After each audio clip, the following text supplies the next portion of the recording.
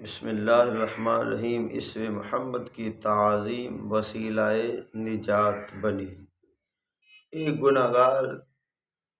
آدمی تھا تو اس کے اسم محمد کی تعظیم کی وجہ سے اللہ رب العزت نے اسے معاف کر دیا۔ بنی اسرائیل کا ایک شخص تھا،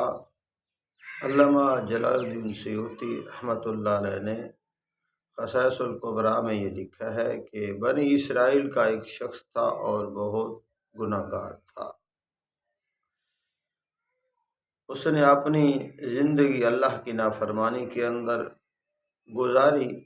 جب وہ مر گیا تو لوگوں نے اس کے گناہ کی وجہ سے، اس کے فعل اور اعمال کی وجہ سے اس کو کوڑا کرکٹ پر پھینک دیا۔ تو اللہ رب العزت نے موسیٰ علیہ السلام کو فرمایا کہ میرا ایک دوست فوت ہو گیا ہے، آپ جائیے اس کو اٹھائیے اور غسل دیں، کفن دیں اور اس کا نماز جنازہ ادا کریں،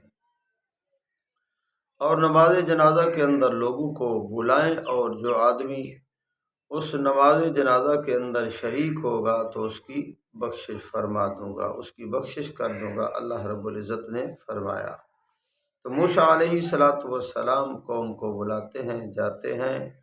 تو دیکھتے ہیں کہ وہی گناہ گار آدمی ہے جس کو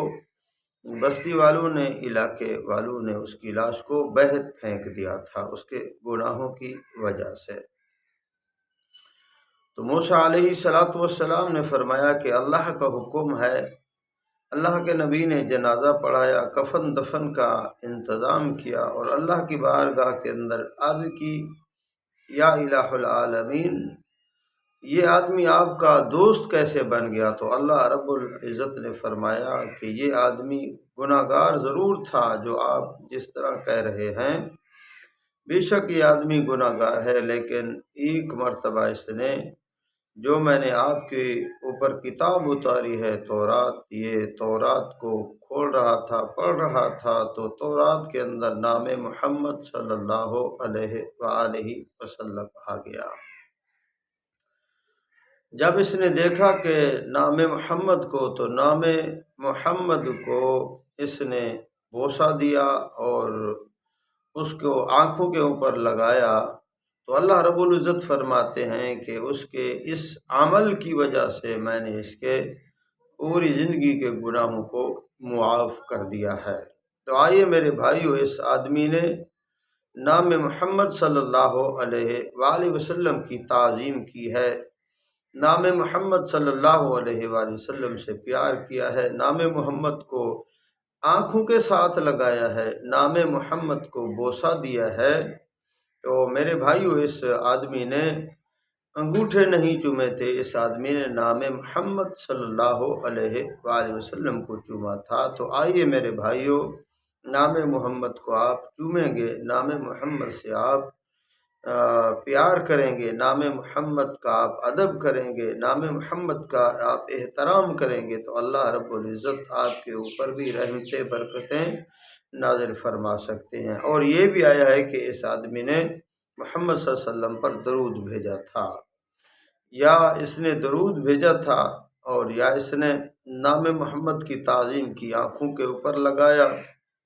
اور چوما ہے تو اس نے نام محمد صلی اللہ علیہ وسلم کو چوما ہے، انگوٹھوں کو نہیں چوما۔ تو آئیے میرے بھائیو، محمد صلی اللہ علیہ وسلم سے پیار کریں اور نام محمد صلی اللہ علیہ وآلہ وسلم سے بھی پیار کریں۔ تو جب ہم نام محمد سے پیار کریں گے تو انشاءاللہ اللہ نام محمد صلی اللہ علیہ وآلہ وسلم کی محبت، پیار، ادب کی وجہ سے اگر رب العزت اس گناہ گار کو معاف کر سکتے ہیں، اس کو اس کی بخشش کا اعلان فرما سکتے ہیں، تو جیسے اور مجھ جیسے